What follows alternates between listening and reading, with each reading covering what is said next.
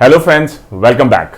आज जिस बड़े ही इंटरेस्टिंग टॉपिक के बारे में हम आपसे बात करना चाहते हैं वो है हाल ही में proposed Uttar Pradesh population control stabilization and welfare bill 2021, जिसको उत्तर प्रदेश का पॉपुलेशन कंट्रोल बिल भी कहा जा रहा है, जनसंख्या नियंत्रण कानून भी कहा जा रहा है। इसके बारे में हम आपसे कई चीजों पे बात करेंगे। सबसे पहले तो ये न्यूज में क्यों बना रहा।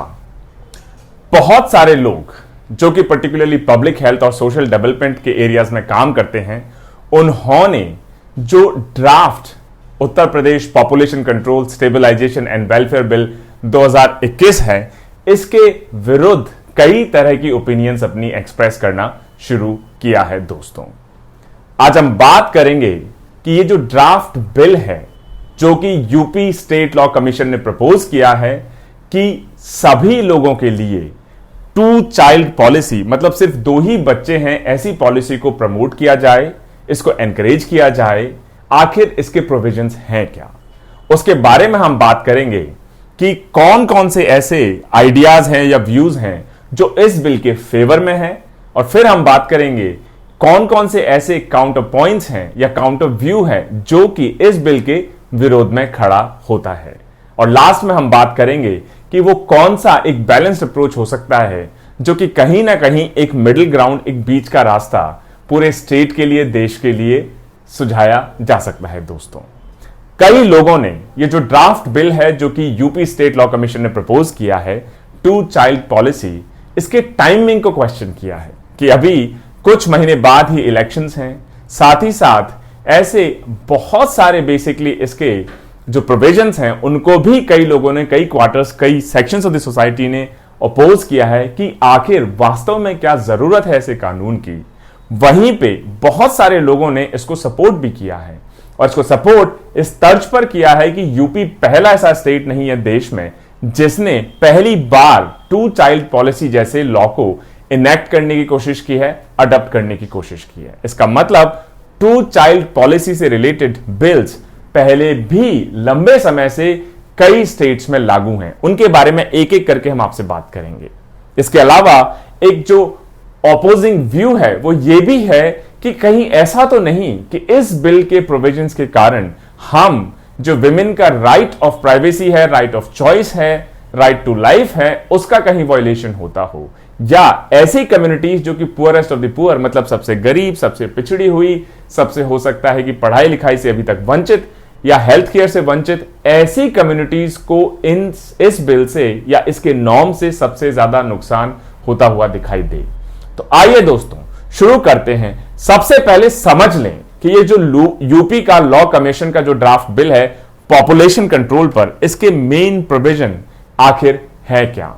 ये जो बिल है ये बेसिकली प्रपोज करता है कि ऐसे लोग जिनके 2 से ज्यादा बच्चे हों उनको इनएलिजिबल कर दिया जाए, अपात्र कर दिया जाए, चाहे वो बात गवर्नमेंट जॉब्स की हो या लोकल बॉडी इलेक्शंस की हो। उसके साथ ही साथ ऐसे लोग जिनके 2 से ज्यादा बच्चे हैं इनको डिसएंटाइटल कर दिया जाए, मतलब इनको उन सभी चीजों का लाभ ना मिल सके। अगर आप पहले से जॉब में हैं तो आपको प्रमोशंस नहीं मिल सकेंगे। साथ ही साथ लगभग 77 different schemes of the government of UP, 77 से ज्यादा स्कीम्स हैं उत्तर प्रदेश सरकार की जिनको फायदा आपको नहीं मिल पाएगा अगर ये लॉ बनता है तो, आपके 2 से ज्यादा अगर आपके बच्चे हैं तो। ये जो बिल है ड्राफ्ट बिल, अभी इसके की प्रोविजंस के साथ इसको पब्लिक डोमेन में रखा गया है ताकि सभी लोगों से उनका फीडबैक लिया जा सके, उनकी राय ली जा सके, और इन सभी को इनकॉर्पोरेट करते हुए, इनकैप्सुलेट करते हुए फिर लॉ कमीशन अपने प्रपोजल्स, अपनी फाइनल रिकमेंडेशंस देगी स्टेट गवर्नमेंट को, द गवर्नमेंट ऑफ यूपी, और फिर गवर्नमेंट के ऊपर है कि उन रिकमेंडेशंस में से किन किन रिकमेंडेशंस को मानती है, किन किन रिकमेंडेशंस को नहीं मानती है। कई सारे जो इसके प्रोविजंस हैं जिसमें यह भी कहा गया है कि अगर किसी के 2 से ज्यादा बच्चे हैं तो उसको सब्सिडी या टैक्स रिबेट्स ये सब नहीं दी जाएंगी। वहीं पे अगर कोई इस बिल के नॉर्म्स को फॉलो करता है, मतलब पॉपुलेशन कंट्रोल को सपोर्ट करता है, 2 या 2 से कम बच्चे जिसके होते हैं उनको सब्सिडी का फायदा दिया जाए, टैक्स में भी उनको रिबेट्स दी जाएं, रियायत दी जाए। जो गवर्नमेंट एम्प्लॉयज हैं उनके लिए अगर किसी का एक बच्चा है, एक चाइल्ड है, तो उसको इंक्रीमेंट्स में, उसको प्रमोशंस में, उसको हाउसिंग स्कीम में, कंसेशंस में, इन सभी चीजों में फायदा दिया जाए। जो नॉन गवर्नमेंट एम्प्लॉयज हैं उनको रिबेट्स दी जाए, चाहे वो वाटर टैक्सेस हो, चाहे हाउसिंग टैक्सेस हो, चाहे होम लोन टैक्सेस हो। और ऐसे पेरेंट्स जो बेसिकली वेसिकोटॉमी मतलब कि नसबंदी बेसिकली चूज करते हैं, उन बच्चों को 20 साल की एज तक फ्री मेडिकल फैसिलिटीज दी जाएं और ऐसे बच्चों को फ्री एजुकेशन, इंश्योरेंस और गवर्नमेंट जॉब्स में बेसिकली प्रेफरेंस भी दी जाए। तो इसका मतलब लॉ बहुत क्लियर प्रपोज किया गया है कि 2 या 2 से जो कम बच्चे जिनके होंगे उनको कुछ इंसेंटिव्स दिया जाए, 2 या 2 से ज्यादा जिनके बच्चे होंगे उनको डिसइंसेंटिवाइज किया जाए। कुछ ऐसे डिसेंटिव्स बेसिकली लाए जाएं ताकि 2 से ज्यादा बच्चों को डिमोट किया जा सके या उनको डिस्करेज किया जा सके। और गवर्नमेंट की बहुत क्लियर मंशा है कि इसके थ्रू हम लोगों को बेसिकली अवेयर करेंगे, प्रमोट करेंगे पॉपुलेशन कंट्रोल को, ताकि जो हमारी फर्टिलिटी रेट है वो धीरे धीरे करके बाकी देश के एवरेज की तर्ज पर आ सके। कमीशन ने अभी फीडबैक इनवाइट किया है और जहां तक मेरी नॉलेज है इस पे अभी तक 7,500 से ज्यादा अलग अलग लोगों के, कम्युनिटीज के, इंस्टीट्यूशंस के, एनजीओज के रिकमेंडेशंस, फीडबैक आ चुके हैं। अब लॉ कमीशन इन सभी फीडबैक को कंपाइल करेगा और कंपाइल करके state government of the UP को बेसिकली प्रेषित करेगा या फॉरवर्ड करेगा या सजेस्ट करेगा। और फिर गवर्नमेंट ऑफ यूपी एक एक करके उन सारे रिकमेंडेशंस को स्क्रूटिनाइज करेगी और जो रिकमेंडेशंस गवर्नमेंट को लगेंगे कि ये हमें इंप्लीमेंट करने हैं, इंप्लीमेंट होंगे, और जो रिकमेंडेशंस लगेंगे कि ये हमें इंप्लीमेंट नहीं करने हैं उनको ड्रॉप कर दिया जाएगा। अब बात हो जाए सबसे पहले इस लॉ के फेवर में कि क्या यूपी पहला सा स्टेट है जो 2 चाइल्ड पॉलिसी से रिलेटेड एक लॉ इनेक्ट करने की कोशिश कर रहा है। तो सबसे पहले क्वेश्चन मैं आपसे पूछ लूं कि क्या आप किसी और स्टेट को जानते हैं जहां पर 2 चाइल्ड पॉलिसी रिलेटेड लॉज पहले से इनेक्टेड हैं? तो इसका जवाब है कि ऐसे बहुत सारे स्टेट हैं, 1 नहीं, 2 नहीं, 3 नहीं, कई सारे स्टेट्स हैं जहां पर 2 चाइल्ड पॉलिसी की जो लिमिट है वो क्राइटेरिया सेट कर दिया गया है, चाहे वो गवर्नमेंट जॉब्स में हो, चाहे वो इलेक्शंस में हो, इलेक्टेड पोस्ट में हो, पर्टिकुलरली लोकल बॉडीज की, चाहे पंचायत हो, चाहे नगर पालिका हो, चाहे ग्राम पंचायत हो, इन सभी के इलेक्शंस में। एक एक करके बात करते हैं। राजस्थान सबसे पहले। राजस्थान में जो लॉ है, द राजस्थान पंचायती एक्ट 1994, उसके हिसाब से अगर किसी के 2 से ज्यादा बच्चे हैं तो वो बेसिकली पंच या मेंबर के इलेक्शन को नहीं लड़ सकते। उसके अलावा अगर किसी के 2 से ज्यादा बच्चे हैं तो वो गवर्नमेंट जॉब्स के लिए एलिजिबल नहीं हो सकते। अगर बच्चा डिसेबल्ड है, डिफरेंटली एबल्ड है, तो उस केस में राजस्थान में रिलैक्सेशन दी गई है। इसी तरीके से अगर आप बात कर लें मध्य प्रदेश, एमपी की, तो एमपी में 2 चाइल्ड पॉलिसी सिंस 2001 से बेसिकली लागू है। और Madhya Pradesh civil services rule के हिसाब से कि अगर कोई बच्चा जनवरी 26, 2001 के बाद बेसिकली अगर बॉर्न हुआ है तो ऐसे बच्चे, ऐसे पेरेंट्स को बेसिकली गवर्नमेंट जॉब्स के लिए एलिजिबल नहीं किया जाएगा। और ये जो प्रोविजंस हैं Madhya Pradesh civil services rule जो 2001 से एप्लीकेबल हैं, ये हायर जुडिशियल सर्विसेज में भी लागू हैं दोस्तों। अब हम मूव करते हैं महाराष्ट्र की तरफ। महाराष्ट्र में भी ऐसे रूल्स जिनके द्वारा कि अगर 2 से ज्यादा बच्चे हैं तो ऐसे कैंडिडेट्स को डिस्क्वालीफाई कर दिया जाएगा लोकल बॉडी इलेक्शंस कंटेस्ट करने से, चाहे वो ग्राम पंचायत के इलेक्शन हो या फिर म्युनिसिपल कॉर्पोरेशन के हों। उसी के साथ जो महाराष्ट्र सिविल सर्विसेज रूल्स हैं वो ऑल्सो दे बार कि 2 से बेसिकली ज्यादा अगर बच्चे हों तो स्टेट गवर्नमेंट में किसी तरह की पोजीशन आप होल्ड नहीं कर सकते। इसी तरीके से ऐसी वुमेन या फैमिलीज जहां पे 2 से ज्यादा बच्चे हैं उनको पब्लिक डिस्ट्रीब्यूशन सिस्टम या राशन का जो हमारा सिस्टम है, फेयर प्राइस शॉप का जो सिस्टम है, वहां से बेनिफिट्स भी अलाउ नहीं किए जाएंगे। गुजरात 2005 में बेसिकली लॉ को अमेंड किया गया और उसमें कहा गया कि ऐसे लोग जिनके 2 से ज्यादा बच्चे हैं उनको elections of the bodies of the local self governance, मतलब कि चाहे ग्राम पंचायत हो, चाहे म्यूनिसिपल कॉर्पोरेशन हो, नगर निगम हो, नगर पंचायत हो, इन सभी में इलेक्शंस कंटेस्ट करने की अनुमति नहीं दी जाएगी। जो पंचायती राज लॉज हैं, चाहे आप आंध्रा में देख लें, चाहे आप तेलंगाना में देख लें, वो बेसिकली मई 30, 1994 से कहते हैं या डिसएंटाइटल करते हैं कि ऐसे लोग जो 2 से ज्यादा जिनके बच्चे हों, उनको पंचायती राज सिस्टम में इलेक्शंस कंटेस्ट नहीं करने दिया जाएगा। उत्तराखंड सिमिलर बेसिकली प्रोविजंस कि 2 से ज्यादा अगर बच्चे हों तो जिला पंचायत ब्लॉक डेवलपमेंट कमेटी की मेंबरशिप के लिए इलेक्शन आप नहीं लड़ सकते। 1992 उड़ीसा जिला परिषद एक्ट यह भी प्रोविड करता है कि अगर 2 से बेसिकली ज्यादा आपके बच्चे हैं, चिल्ड्रन हैं, तो आप पंचायत और अर्बन लोकल बॉडीज में कोई पोजीशन होल्ड नहीं कर सकते। आसाम, पॉपुलेशन पॉलिसी आसाम में बहुत पहले से लागू है दोस्तों। इनफैक्ट 2019 में जब बीजेपी की गवर्नमेंट हुआ करती थी तो वहां यह भी प्रपोज किया गया कि ऐसे लोग जिनके 2 से ज्यादा बच्चे हैं 1 जनवरी 2021 उनको गवर्नमेंट जॉब्स के लिए एलिजिबल नहीं रखा जाएगा। 2011 की अगर हम बात कर लें तो law reforms commission which was headed by the former supreme court जज मिस्टर वी.आर. कृष्णा अय्यर, उन्होंने कहा कि बेसिकली जो 2 चाइल्ड नॉर्म है, बहुत सारे प्रोविजंस अगर हम देख लें केरला के वुमेन कोड बिल, उसके लिए रेकमेंड किए गए हैं। इसका मतलब चाहे हम राजस्थान की बात कर लें, चाहे हम एमपी की बात कर लें, चाहे हम महाराष्ट्र की बात कर लें, चाहे हम आंध्रा की बात कर लें, उड़ीसा की बात कर लें, केरला की बात कर लें, तेलंगाना की बात कर लें, पूरे देश में उत्तराखंड की बात कर लें, ऐसे बहुत सारे स्टेट हैं जहां पर बहुत पहले से जो यूपी बेसिकली रिकमेंडेशंस प्रपोज कर रहा है, उन्हीं की तर्ज पर पहले से वो सारी चीजें एनफोर्समेंट में हैं। तो सबसे पहले क्वेश्चन का जवाब, क्या यूपी कोई नई चीज करने की कोशिश कर रहा है? तो इसका जवाब है नहीं। क्या यूपी कुछ ऐसे प्रोविजंस लाने की कोशिश कर रहा है जो पहले इस देश में कभी नहीं हुए? तो उसका जवाब है नहीं। बहुत सारे स्टेट्स ऑलरेडी उन रूल्स को फॉलो कर रहे हैं।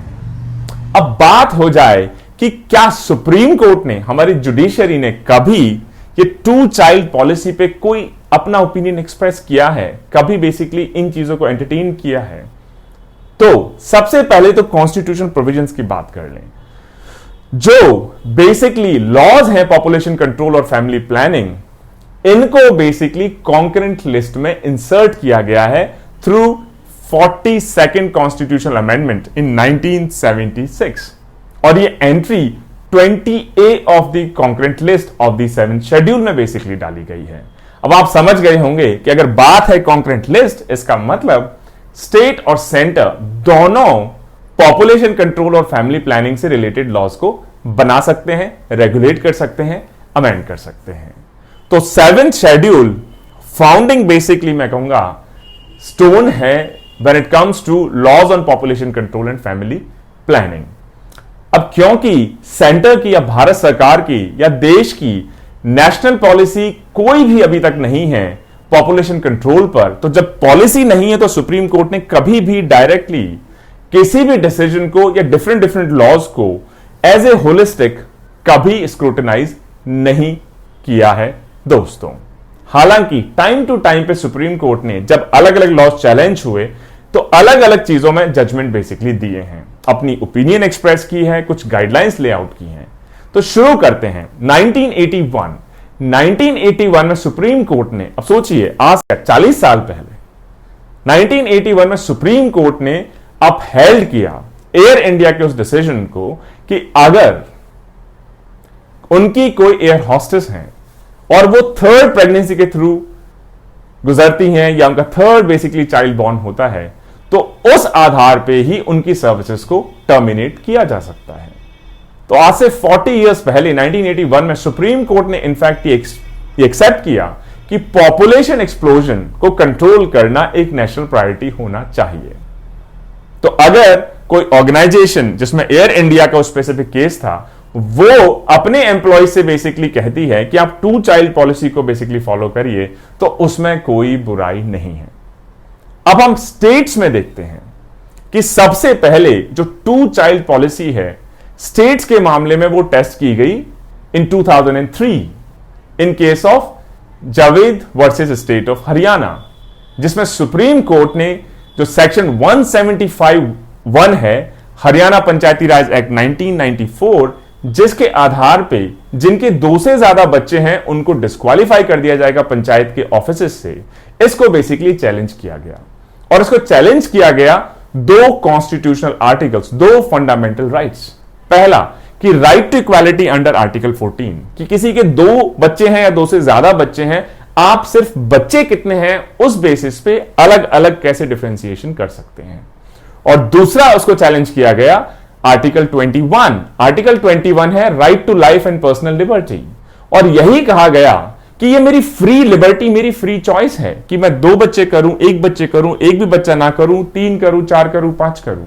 तो आप आर्टिकल 21 जो फंडामेंटल राइट मुझे मिला हुआ है लिबर्टी का, उसको कैसे रेस्ट्रिक्ट आप कर सकते हैं। तो सुप्रीम कोर्ट ने क्या कहा होगा दोस्तों। 2003 का जो ये लैंडमार्क जजमेंट है Javed versus state of Haryana में, सुप्रीम कोर्ट ने इस लॉ मतलब कि section 175(1) of the Haryana Panchayati Raj act 1994 को अपहेल्ड किया, सही माना। सुप्रीम कोर्ट ने कहा कि ये जो क्राइटेरिया है on the basis of number of children you have, this is founded on intelligible differentia. मतलब कि गवर्नमेंट ने जो रूल लाए हैं ये आंख बंद करके कोई रैंडम क्राइटेरिया के तहत उन्होंने प्रपोज नहीं किया है, उन्होंने बहुत ऑब्जेक्टिव तरीके से समझाया है और टाइम भी दिया है रिस्पॉन्ड करने के लिए। और जो ऑब्जेक्टिव है गवर्नमेंट का वो है कि पॉपुलेशन कंट्रोल ग्रोथ उनकी स्टेट में, पूरे कंट्री में बेसिकली अचीव की जा सके। और ये जो आर्ग्यूमेंट है कि जो reproductive autonomy under article 21 of basically right to life and personal liberty का वायलेशन है, ऐसा बिल्कुल भी नहीं है। इंडिविजुअल लिबर्टी इंपॉर्टेंट है, लेकिन उसको आप अनड्यू स्ट्रेस नहीं कर सकते, चाहे वो फंडामेंटल राइट हो या इंडिविजुअल लिबर्टी हो।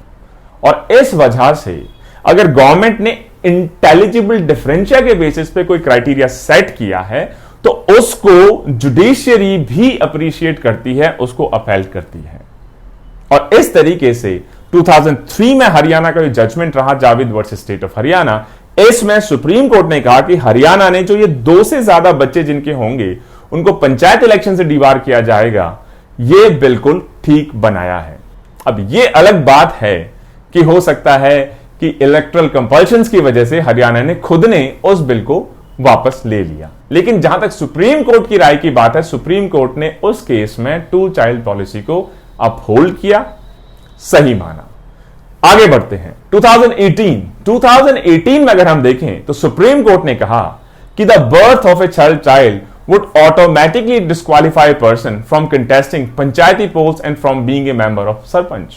तो सुप्रीम कोर्ट ने खुद ने कहा कि अगर तीसरा बच्चा आपके हो जाता है तो आप ऑटोमेटिकली डिस्क्वालीफाई कर जाते हो, ना ही तो आप पंचायती इलेक्शंस लड़ सकते हो, ना ही उसके मेंबर रह सकते हो, ना ही उसके सरपंच बन सकते हो। और मार्च 2018 में सुप्रीम कोर्ट ने डिक्लाइन कर दिया एक प्ली को एंटरटेन करने से, और इनफैक्ट डायरेक्शंस इशू किए सेंटर को कि आप strict population control measures enact करें।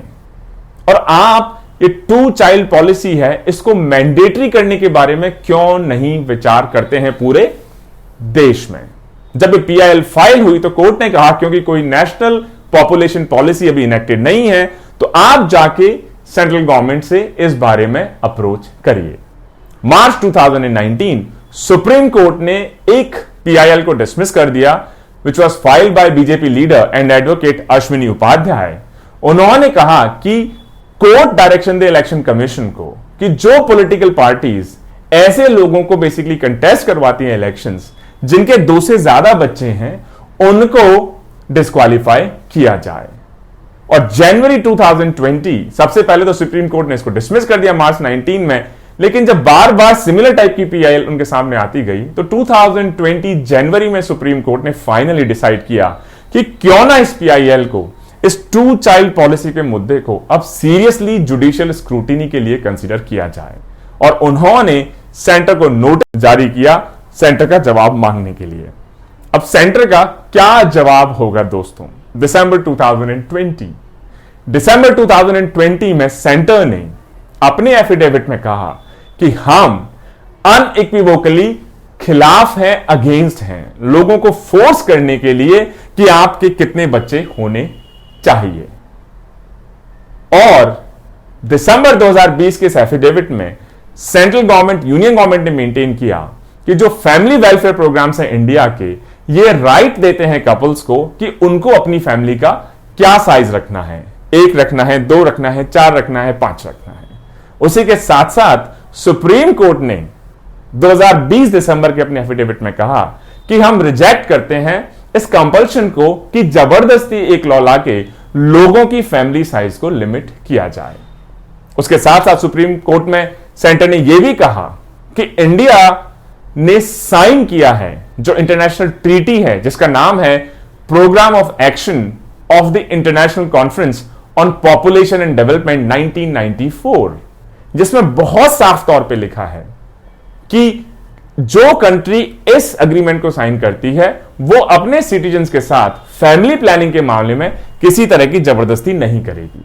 मतलब ऐसे मेजर्स नहीं लाएगी कि आप लॉ के थ्रू या किसी कोएसिव मेजर के थ्रू जबरदस्ती करके किसी की फैमिली साइज को आप रेस्ट्रिक्ट करेंगे। तो अगर हम ऐसा लॉ लाते हैं तो हम ये जो कन्वेंशन है 1994 program of action of the international conference on population development, इसका घोर उल्लंघन होगा, जो कि बिल्कुल भी ठीक नहीं है। तो ये तो बेसिकली कुछ आर्गुमेंट्स रहे when it comes to basically supporting the law कि यूपी पहला स्टेट नहीं है, सुप्रीम कोर्ट सपोर्ट कर चुका है। सेंट्रल गवर्नमेंट के व्यूज क्या रहे हैं सुप्रीम कोर्ट में, उसके बारे में हमने बात कर ली। हमने बात कर ली अलग अलग स्टेट्स में। आप देखेंगे 1994 से कई स्टेट्स में बेसिकली लागू है, कई 1981 से बेसिकली लॉज लागू हैं। तो यूपी कोई नई चीज करने नहीं जा रहा है दोस्तों। अब हम सिक्के का दूसरा पहलू देख लें, काउंटर व्यू। कई लोगों का कहना है, खासतौर से ऐसे एक्टिविस्ट या ऐसे लोग जो कि पब्लिक हेल्थ और सोशल डेवलपमेंट के एरियाज में काम करते हैं, कि जो draft Uttar Pradesh population control stabilization and welfare bill 2021 है, जिसका फोकस सिर्फ इतना है कि हर फैमिली में 2 से ज्यादा बच्चे होने ही नहीं चाहिए, और जो कुछ इंसेंटिव्स रखता है, कुछ पेनल्टीज रखता है, ये टोटल कॉन्ट्रावेंशन है ह्यूमन डिग्निटी का, या फिर बेसिकली राइट टू लाइफ का, राइट टू फ्री चॉइसेस का, आर्टिकल 14 का, आर्टिकल 21 का, राइट टू लिबर्टी, इन सभी का वायलेशन करता है। और यह भी कहा गया है कि अगर आप आसपास देख लें, आप ग्लोबल स्टडीज देख लें, आप ट्रेंड्स देख लें, तो development has been the best contraception. इसका मतलब कि अगर डेवलपमेंट होगा सोसाइटी का, देश का, एजुकेशन अच्छी होगी, हेल्थ अच्छा होगा, अवेयरनेस होगी, तो ऑटोमेटिकली पॉपुलेशन कंट्रोल अपने आप सोसाइटी में आ ही जाती है। तो इसके बजाय कि आप जबरदस्ती करें लॉ बना के, आप अच्छी हेल्थ दीजिए, आप अच्छा एजुकेशन दीजिए, आप डेवलपमेंट लाइए, लोगों को पढ़ाइए, अवेयरनेस बढ़ाइए, तो खुद समझ जाएंगे कि एक अनसस्टेनेबल फैमिली साइज को डिस्करेज करना होगा और एक स्मॉल फैमिली साइज को बेसिकली अडॉप्ट करना होगा। आप सिटीज में देख लीजिए, बहुत कम लोग होंगे जो 2 से ज्यादा बेसिकली बच्चे पैदा करना चाहेंगे। इनफैक्ट अगर आप बहुत सारे सिटीज और डेवलप्ड वर्ल्ड में देख लें, चाहे वो जापान हो, चाहे वो जर्मनी हो, चाहे यूरोप हो, वहां पे आप देखेंगे कि पॉपुलेशन स्लोली डिक्लाइन करना शुरू कर चुकी है। तो जैसे जैसे डेवलपमेंट एंटर करता है, अवेयरनेस बढ़ती है, फैमिली साइज या फैमिली प्लानिंग अपने आप किक इन हो जाती है। तो जब ये डेवलपमेंट के थ्रू ऑटोमेटिकली बिना किसी जोर जबरदस्ती के आप वो ऑब्जेक्टिव अचीव कर सकते हैं पॉपुलेशन कंट्रोल का, तो ये लॉ लाके फिर जबरदस्ती करने की जरूरत क्या है? तो ये उनका काउंटर पॉइंट है दोस्तों। और उनका पॉइंट ये भी है कि जब इंडिया सिग्नेचरी है 1994 के program of action of the international conference on population and development, उसके जो प्रोविजन है कि हम किसी भी व्यक्ति के साथ कोएर्सिव मेजर अप्लाई नहीं करेंगे और principle of informed free choice को फॉलो करेंगे, तो फिर आप उसका वायलेशन कैसे कर सकते हो? उसके अलावा उनका यह भी कहना है कि जो नेशनल पॉपुलेशन पॉलिसी 2000 जो सपोर्ट करती है एक target free approach, target free approach का मतलब ऐसा नहीं कि 2 बच्चे ही हों, ऐसा नहीं कि हमें महीने में 1000 लोगों की जबरदस्ती नसबंदी करवानी है।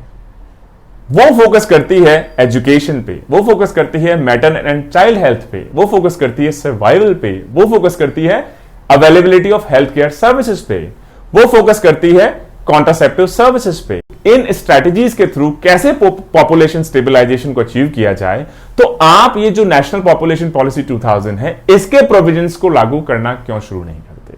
ये जो नेशनल पॉपुलेशन पॉलिसी 2000 है, ये खिलाफ है किसी तरह के इंसेंटिव्स डिसइंसेंटिव्स संबंधी प्रोविजंस के। और यूपी को भी नेशनल पॉपुलेशन पॉलिसी या फिर 1994 का जो program of action of the international conference on population and development के प्रोविजंस हैं, उनके साथ जाना चाहिए, ना कि एक कोएर्सिव पॉलिसी को इन्फोर्स करना चाहिए। अब कुछ नंबर्स हम जरा देख लें, कुछ फिगर्स देख लें, स्टैटिस्टिक्स देख लें। अगर आप यूपी की बात कर लें तो यूपी पॉपुलेशन स्टेबलाइजेशन की तरफ बहुत तेजी से बढ़ रहा है। जैसे फर्टिलिटी रेट क्या होगी यूपी की, आपके माइंड में क्या है? हो सकता है यूपी का एक बहुत नेगेटिव परसेप्शन आपके माइंड में हो, लेकिन ऐसा है नहीं। यूपी अगर आप देख लें या स्टेट ऑफ उत्तर प्रदेश आप देख लें, तो जो NFHS national family health survey 4 है, उसमें यूपी की फर्टिलिटी रेट 2.7 है, which is not bad at all, क्योंकि रिप्लेसमेंट रेशियो माना जाता है 2.1। UP is closing that gap very quick. यही फर्टिलिटी रेट आप देख लें 10 साल पहले NFHS 3 नेशनल फैमिली हेल्थ सर्वे 3, तो उस वक्त फर्टिलिटी रेट थी 3.8। अब वो घट के 10 साल में ही 3.8 से घट के 2.7 पे आ गई है, और बहुत तेजी से जो हमारा टारगेट है रिप्लेसमेंट रेशियो का 2.1 की तरफ बढ़ रही है। और ये सब पॉसिबल कैसे हुआ? ये पॉसिबल हुआ हमारे हेल्थ केयर इंडिकेटर्स को अच्छा करके, हमारे इन्फेंट मोर्टेलिटी रेट जिसको IMR कहा जाता है, उसमें इंप्रूवमेंट लाके उसको कम करके, या MMR मैटरनल मोर्टेलिटी रेशियो या मेल न्यूट्रिशन, इन सभी चीजों को कम करके, इन पे फोकस करके, इन गैप्स को एड्रेस करके फर्टिलिटी रेट ऑटोमेटिकली स्टेबलाइजेशन की तरफ बढ़ रही है। इसी तरीके से बहुत सारे स्टेट जहां पर fertility rate already stabilization level या जो रिप्लेसमेंट लेवल फर्टिलिटी रेट है 2.1 एज पर NFHS national family health survey 4, चाहे वो आंध्रा हो, गुजरात हो, हिमाचल हो, कर्नाटक हो, केरला हो, महाराष्ट्र हो, उड़ीसा हो, तेलंगाना हो, तमिलनाडु हो, उत्तराखंड हो, वेस्ट बंगाल हो, या यूनियन टेरिटरीज, कुछ नॉर्थ ईस्टर्न स्टेट्स हो सकते हैं, 1-2, इन सब में ऑलरेडी जो रिप्लेसमेंट लेवल फर्टिलिटी रेट है 2.1 की अचीव की जा चुकी है। और इसका एक बड़ा रीजन है कि यहां हेल्थ इंडिकेटर्स हैं या डेवलपमेंट इंडिकेटर्स हैं, वो बहुत बेहतर हो चुके हैं। सिमिलरली अगर आप थोड़ा सा कंपैरिजन कर लें कि NFHS 4 के हिसाब से जो चाइल्ड मोर्टेलिटी रेट है यूपी का लगभग 78 है, केरला में कितना होगा? 7, तमिलनाडु में 27, मतलब यूपी का 78, केरला का 7, तमिलनाडु का 27। इसका मतलब कि यूपी में अभी बड़ा स्कोप है। गवर्नमेंट ने बहुत अच्छा काम किया है पिछले कुछ सालों में, दशकों में, हेल्थ केयर सर्विसेज को आम जन तक पहुंचाने के लिए, लेकिन अभी भी एक गैप बना हुआ है। अगर हम केरला को कंपेयर करें, तमिलनाडु को कंपेयर करें, कर्नाटक को कंपेयर करें, वहां पर जो चाइल्ड मोर्टेलिटी रेट है वो बहुत कम है। इसी तरीके से ऐसी विमेन जिनकी 10 या 10 साल से ज्यादा स्कूलिंग हुई हो, यूपी में सिर्फ 33% है, केरला में 72% है, तमिलनाडु में 50% है। और इस वजह से आप देखिए कि ऐसे स्टेट्स जहां पे बेटर एजुकेशन है, बेटर हेल्थ केयर है, जहां पे चाइल्ड मोर्टेलिटी रेट कम है, जहां पे मैटरनल मोर्टेलिटी रेट कम है, मेल न्यूट्रिशन की कंडीशंस बेसिकली कम है, या इन्फेंट मोर्टेलिटी रेट जहां पर कम है, वहां पर ऑटोमेटिकली डेवलपमेंट इंडिकेटर्स बेटर हो गए हैं और ऑटोमेटिकली पॉपुलेशन स्टेबलाइजेशन की तरफ बढ़ना शुरू हो गई है दोस्तों। और ऐसे स्टेट्स को किसी तरह का कोई लॉ लाने की जरूरत भी नहीं पड़ी है। साथ ही साथ यह भी कहना है कि एक बड़ा कंसर्न यह भी हो सकता है किसी भी कोएर्सिव पॉलिसी, मतलब ऐसा कोई लॉ लाने से जो लोगों को पसंद आए, हो सकता है कुछ सेक्शंस को पसंद ना आए, कि चाइल्ड सेक्स रेशियो पे बहुत गलत फर्क पड़ सकता है। क्योंकि लोग आज भी पेट्रियार्कल माइंडसेट के हैं और लोग चाहेंगे कि अगर हमें एक ही बच्चा पैदा करना है तो वो सिर्फ लड़का ही हो, मेल चाइल्ड ही हो। बच्चियों को वैसे भी प्रेफर अभी भी एक लार्ज सेक्शन द्वारा नहीं किया जाता। अगर आप रेस्ट्रिक्ट कर देंगे कि 2 ही बच्चे होंगे, तो कहीं ऐसा तो नहीं कि फीमेल इन्फेंटिसाइड मतलब भ्रूण हत्या फिर से बढ़ने लग जाए कि 2 ही बच्चे करने हैं, एक ही बच्चा करूंगा तो मुझे प्रमोशन में फायदा होगा, मुझे गवर्नमेंट अपॉइंटमेंट में फायदा होगा, मुझे टैक्स बेनिफिट्स मिल जाएंगे, तो मैं एक ही बच्चा पैदा करूंगा। लेकिन वो बच्चा लड़की नहीं होना चाहिए, वो बच्चा होना चाहिए लड़का। तो हमारा सेक्स रेशियो जो इंप्रूव अब धीरे धीरे होने लगा है, फिर से रिग्रेसिव डायरेक्शन में चला जाए, सेक्स रेशियो हमारा फिर से नेगेटिव में चला जाए। इनफैक्ट चाइना ने जो अपनी 1 चाइल्ड पॉलिसी है उसको अब हटा के 2 चाइल्ड पॉलिसी कर दिया है। उसका एक बड़ा रीजन चाइल्ड सेक्स रेशियो भी रहा है कि चाइना ने देखा जब हमने सिर्फ 1 चाइल्ड पॉलिसी पर रेस्ट्रिक्ट कर दिया तो बहुत सारे कपल्स ने सिर्फ मेल चाइल्ड को प्रेफर किया और फीमेल चाइल्ड को डिस्कार्ड किया, जो कि किसी भी कंट्री के लिए, किसी भी सोसाइटी के लिए, किसी भी डेवलपमेंट इंडिकेटर के लिए सही नहीं है, कंड्यूसिव नहीं है, लीगल नहीं है, जस्टिफाइड नहीं है। यूपी का जो चाइल्ड सेक्स रेशियो है यह इंडिया के सबसे खराब चाइल्ड सेक्स रेशियो में से कहा जा सकता है। यूपी का child sex ratio stands eight 903। Kerala से आप कंपेयर करें तो यह है 1047, तमिलनाडु से कंपेयर करें तो 954। तो इस तरीके से यूपी का चाइल्ड सेक्स रेशियो वैसे ही खराब है। अगर हम इसको लागू कर दें ऐसे लॉ को और लोग सिर्फ मेल चाइल्ड को प्रेफर करें तो हो सकता है चाइल्ड सेक्स रेशियो और ज्यादा खराब हो जाए। और ऐसे सेक्शंस, ऐसी सोसाइटीज जिनकी पुअर सोशो इकोनॉमिक कंडीशंस होती हैं, हो सकता है ऐसी फैमिलीज, ऐसे सेक्शंस सबसे ज्यादा इन लॉज से परेशानियां झेलें। जो पुअर कम्युनिटीज हैं जिनको बहुत बार हो सकता है क्योंकि अनएजुकेटेड हैं, एजुकेशन पहुंच नहीं पाई है, हेल्थ केयर फैसिलिटीज नहीं पहुंच पाई है, जनरल अवेयरनेस उनके पास नहीं है, कॉन्ट्रासेप्टिव सर्विसेज उनके पास नहीं पहुंच पाई हैं, तो इस वजह से ऐसी कम्युनिटीज तक हेल्थ केयर पहुंचाना, एजुकेशन पहुंचाना, कॉन्ट्रासेप्टिव सर्विसेज पहुंचाना या राइट टू हेल्थ केयर पहुंचाना, यह कहीं ज्यादा इफेक्टिव हो सकता है एक लॉ, एक स्ट्रिंजेंट लॉ बनाने के बजाय।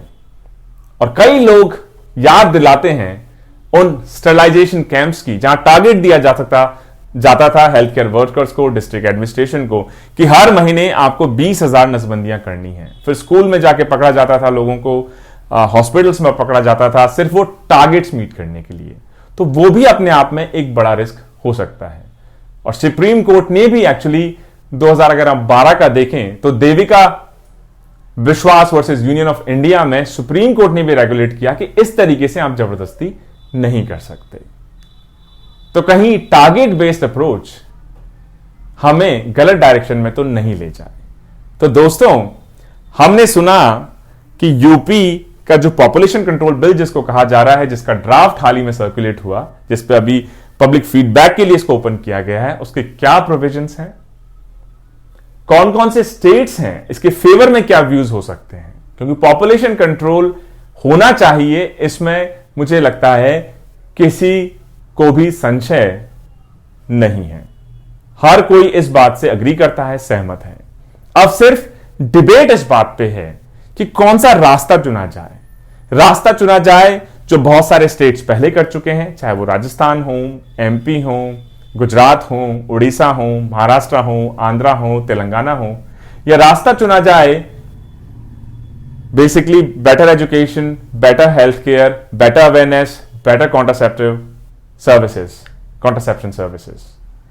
दोनों ही अल्टीमेटली एक उसी ऑब्जेक्टिव को अचीव करने की कोशिश करते हैं कि हमारी पॉपुलेशन, हमारी जनसंख्या कंट्रोल में आ सके, ताकि हम बेटर गवर्नेंस की तरफ बढ़ सकें, ताकि जो हमारे लिमिटेड रिसोर्सेज हैं इनको हम और ज्यादा इफेक्टिवली, एफिशिएंटली लोगों तक पहुंचा सकें, डिस्ट्रीब्यूट कर सकें। कहीं ऐसा भी हो सकता है कि एक बीच का रास्ता हो कि आप लॉ बनाएं, उसको फेज्ड मैनर में इंप्लीमेंट करें, कि आप 10 साल का टारगेट रखें कि ये लॉ आज 2021 है कि 2030 से किक इन करेगा। तो आपके पास 10 साल हैं कि आप अपनी फैमिली प्लानिंग को बेसिकली ठीक कर सकें, उसके बारे में प्लान कर सकें। और 2030 के बाद अगर ऐसा होगा तो उन लोगों के ऊपर ये प्रोविजंस लागू होंगे।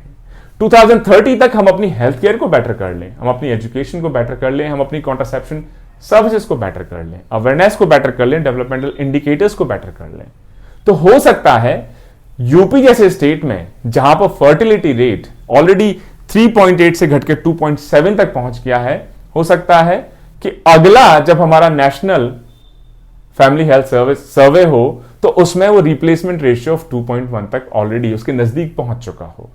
तो यह भी हो सकता है कि हमें ऐसे स्ट्रिंजेंट लॉज की जरूरत ना पड़े या कम जरूरत पड़े। वो एक मिडिल ग्राउंड सोचा जा सकता है दोस्तों। तो दोस्तों, मुझे उम्मीद है आज का ये लेक्चर जो कि यूपी पॉपुलेशन कंट्रोल के ड्राफ्ट के ऊपर हमने पहले से लेके आज तक ऐसे कौन कौन से लॉज आए हैं, किस किस स्टेट में क्या क्या प्रोविजंस हैं, सुप्रीम कोर्ट का क्या कहना है, सेंट्रल गवर्नमेंट के क्या है, इंटरनेशनल ट्रीटी कौन सी है, इन सभी के बारे में आपसे चर्चा करने की कोशिश की है। आपको पसंद आया होगा। Stay tuned for our next set of videos. Until then, जय हिंद, जय भारत।